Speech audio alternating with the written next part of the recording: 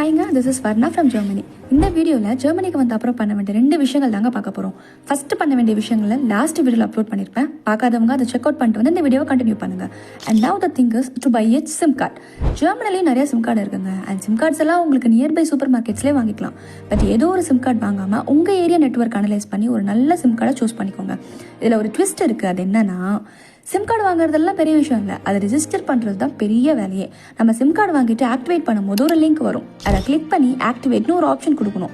அதை ஸ்ட்ரைட்டாக அந்த சிம் கார்டு கம்பெனிக்கு ரெக்வஸ்ட் போயிட்டு அவங்க நமக்கு வீடியோ கால் பண்ணுவாங்க. தென் அவங்க கேட்குற கொஷின்ஸ்க்கெல்லாம் ஆன்சர் பண்ணிட்டு நம்மளோட பாஸ்போர்ட்டை காமிக்கணுங்க. அவங்க அதை ஆன்லைன்லேயே ஸ்கேன் பண்ணி கன்ஃபார்ம் பண்ணிக்கிட்ட பிறகு தான் நமக்கு சிம் கார்டே ஆக்டிவேட் பண்ணி தருவாங்க.